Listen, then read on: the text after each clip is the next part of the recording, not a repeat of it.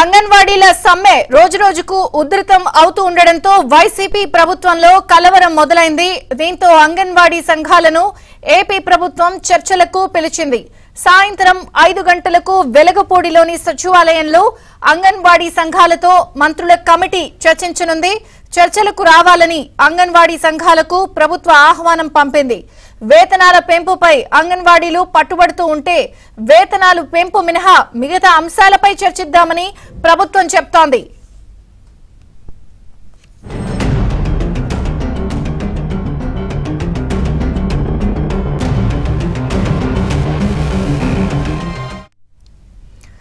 అయితే చర్చలకు రావాలని అంగన్వాడీ సంఘాలకు ప్రభుత్వం ఆహ్వానం పలికింది. అయితే వేతనాలు పెంపే ప్రధాన ఎజెండాగా ఈ రోజు చర్చలు జరుగుతున్న నేపథ్యంలో ఎటువంటి చర్చలు మరి సఫలమవుతాయా విఫలమవుతాయా అన్నది ఆసక్తిగా ఉంది.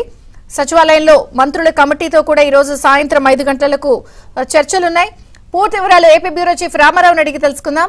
రామారావు. విజయ చంద్రిక, ఆంధ్రప్రదేశ్ లో అంగన్వాడీల సమ్మె ఉధృతమవుతుండటంతో ప్రభుత్వం కలవరం చెందుతుంది. పైగా ఈ రోజు మరోసారి చర్చలకు పిలవాలి అంగన్వాడీలు అని చెప్పి రాష్ట్ర ప్రభుత్వం నిర్ణయించింది. ఇందుకోసం ఈ రోజు సాయంత్రం వెలగపూడి సెక్రటేరియట్ లో సాయంత్రం 5 గంటలకు అంగన్వాడీ సంఘాలన్నింటినీ చర్చలకు రావాలి అని చెప్పి గ్రూప్ ఆఫ్ మినిస్టర్స్ మంత్రుల బృందం వీరితో చర్చలు జరుపుతుంది అని కూడా రాష్ట్ర ప్రభుత్వం వాళ్ళకి మెసేజ్లు పంపించింది. ఏఐటియుసితో పాటు మరో 2 సంఘాల ప్రతినిధులకు కూడా చర్చలకు రావాల్సిందిగా ఆహ్వానం పంపింది.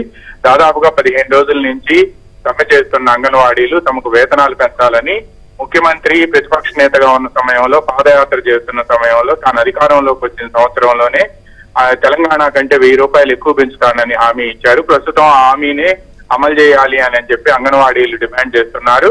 మిగతా అన్ని డిమాండ్లకి రాష్ట్ర ప్రభుత్వం సానుకూలంగా స్పందించి పరిశీలిస్తామని చెప్పినప్పటికీ కూడా అంగన్వాడీలు గతంలో 2 పర్యాయాలు జరిగిన చర్చల్లో కూడా తమకు వేతనం పెంచందే తాము సమ్మె విరమించుకోవాలి అని చెప్పి స్పష్టం చేశారు. సమ్మె మొదలైన తర్వాత జరిగిన చర్చల్లో కూడా మళ్ళీ అక్కడే ప్రతిష్టంభన ఏర్పడింది.